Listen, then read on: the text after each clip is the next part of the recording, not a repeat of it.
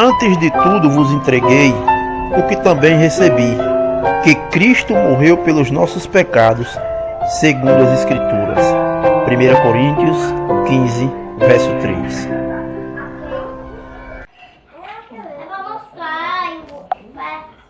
Atos, capítulo 13.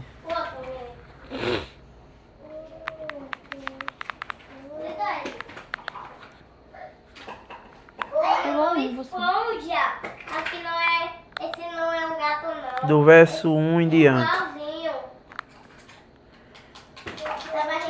Havia na igreja de Antioquia profetas e mestres: Barnabé, Simeão, por sobrenome Níger, Lúcio de Cirene, Manaém, Colasso de Herodes, o tetrarca e Saulo. E servindo eles ao Senhor e jejuando, disse o Espírito Santo: Separai-me agora Barnabé e Saulo para a obra a que os tenho chamado. Só até aí. Então, como diz o próprio texto, Barnabé e Saulo são enviados pela igreja de Antioquia e pregam em Chipre.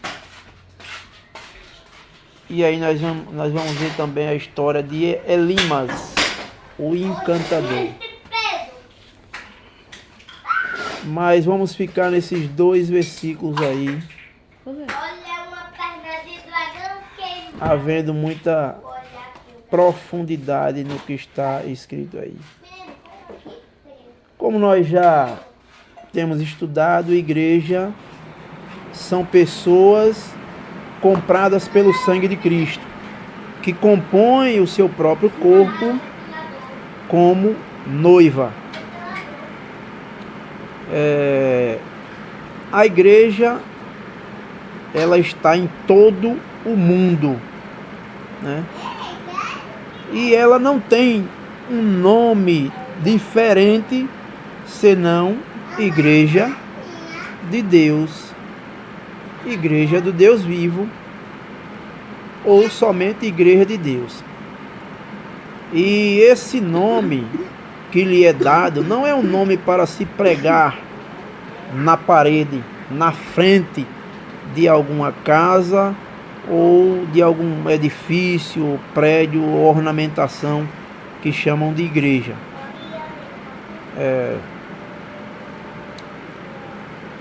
Dados os relatos, fala o verso 1, que havia na igreja de Antioquia, veja que aí não está dizendo o nome da igreja, está dizendo que havia na igreja de Antioquia. Antioquia é um lugar, é uma cidade, não é o nome da igreja. Então havia na igreja de Antioquia profetas e mestres. E o que são esses profetas e mestres? Segundo as Escrituras, nós iremos perceber isso lá no livro de Efésios, capítulo 4, para entendermos o que se está falando aí a respeito de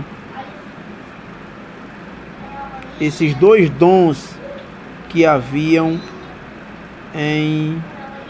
na Antioquia. Efésios 4. Deixa eu ver aqui qual é o versículo. Pronto. Do verso 9 em diante. Diz assim Efésios 4, de 9 em diante. Ora, que quer dizer, melhor, verso 8. Verso 8 em diante, diz assim: por isso diz, quando ele subiu às alturas, levou cativo o cativeiro e concedeu dons aos homens. Quem foi que subiu às alturas? Cristo. Após haver ressuscitado, ele subiu às alturas e levou o cativo o cativeiro, concedendo dons aos homens. Então é ele quem concede dons aos homens. Não é uma faculdade de teologia, não é um seminário, não é uma classe de escola dominical, não é nenhuma outra coisa ou nenhum curso que concede dons aos homens, mas o próprio Senhor, subindo aos céus, né?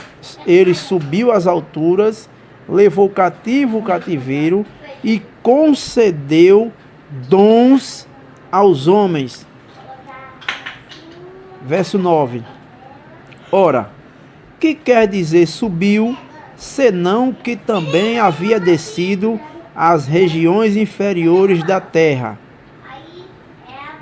Aquele que desceu é também o mesmo que subiu acima de todos os céus para encher todas as coisas. E ele mesmo concedeu uns para apóstolos, outros para profetas, outros para evangelistas e outros para pastores e mestres. Então, 4 dons aí, pelo menos, nós podemos ver que Cristo, subindo aos céus, concedeu aos homens: apóstolos, profetas, evangelistas, pastores e mestres, ou melhor, 5 dons, né? Apóstolos, profetas, evangelistas, pastores e mestres. Há quem diga que pastores e mestres é a mesma coisa, né? Há quem diga que o pastor, ele também é um mestre. Mas eu não creio assim, e não é isso que o texto está dando a entender aí. Está dando a entender que pastor é um dom e mestre é outro dom. Apesar de que a maioria dos pastores não tem demonstrado serem mestres, né? E pode haver a possibilidade, não sei, talvez, de Deus conceder 2 dons a uma só pessoa. Mas que os dons são distintos. Pastor é uma coisa, mestre é outra. Evangelista é outra coisa, profeta é outra coisa, apóstolos, semelhantemente, outra coisa. Então, voltando para Atos, em que vai falar que... Tá bom. Não é que ainda tinha a pedinha. Vai falar que havia na igreja de Antioquia esses 2 dons, profetas e mestres.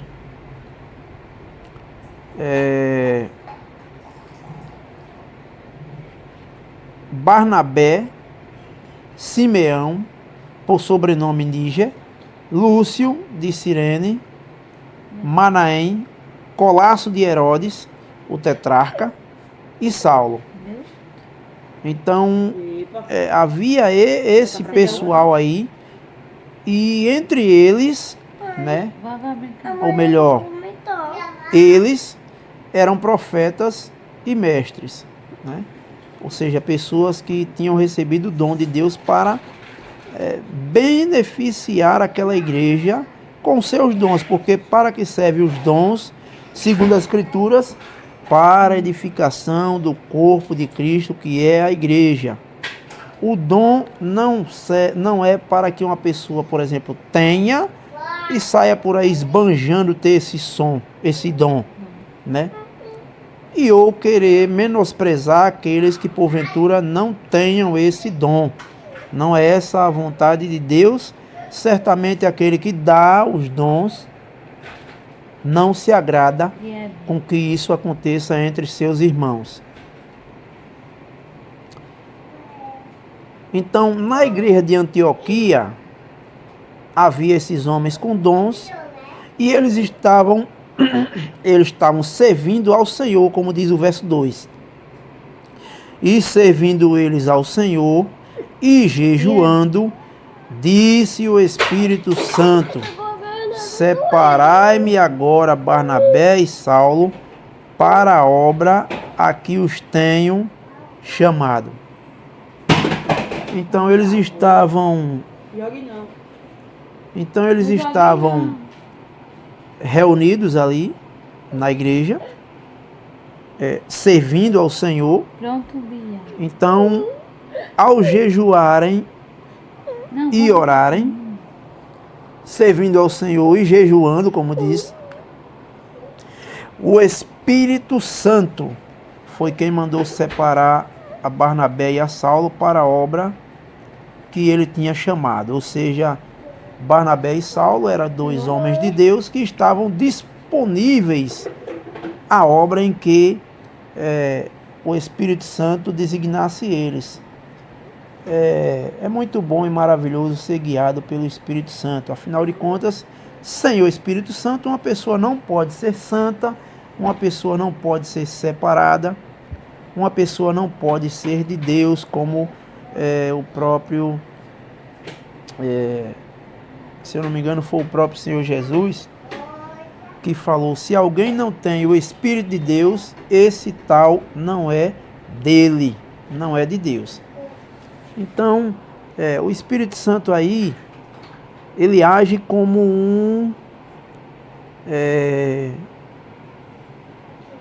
direcionador, como quem ele realmente é. Ele é quem direciona a pessoa para a obra a qual Deus quer que seja feita aqui na terra. Ou seja, ninguém pode fazer obra nenhuma aqui na terra que agrade a Deus, a não ser pelo Espírito Santo.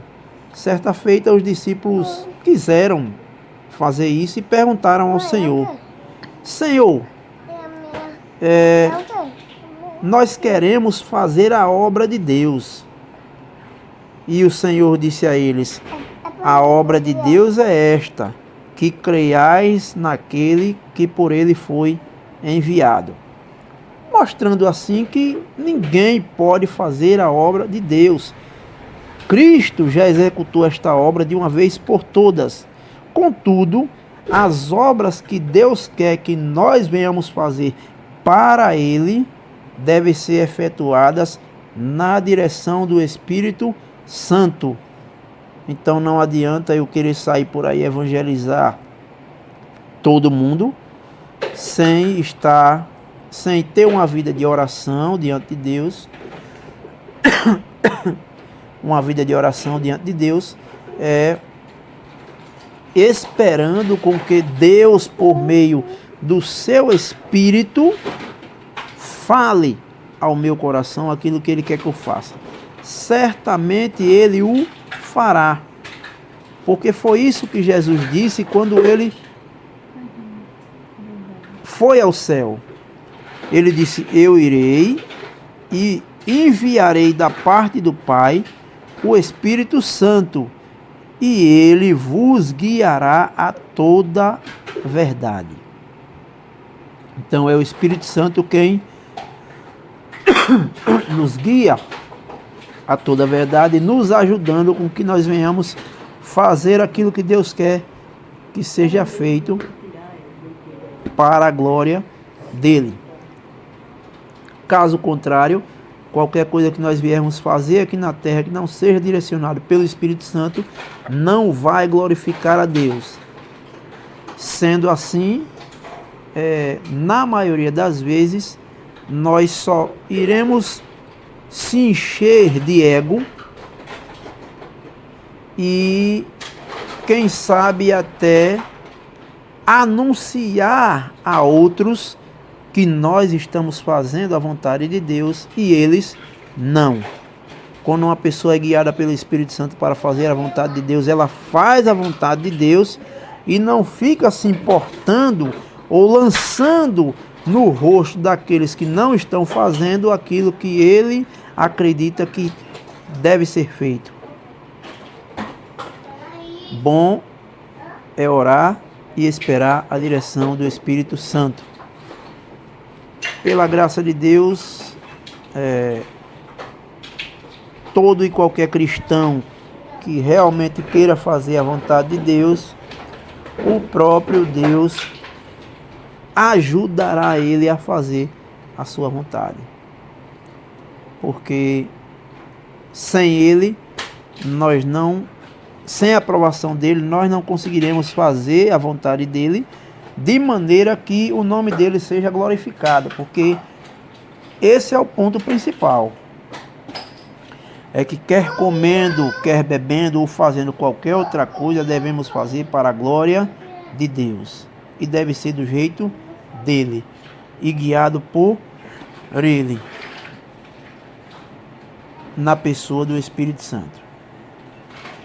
Que Deus aplique essas palavras em nosso coração e no próximo estudo nós daremos continuidade a este mesmo capítulo, quem sabe até lendo os mesmos versos 1 e 2, mas dando continuidade para o 3, o 4, o 5 e assim consequentemente. Vamos orar.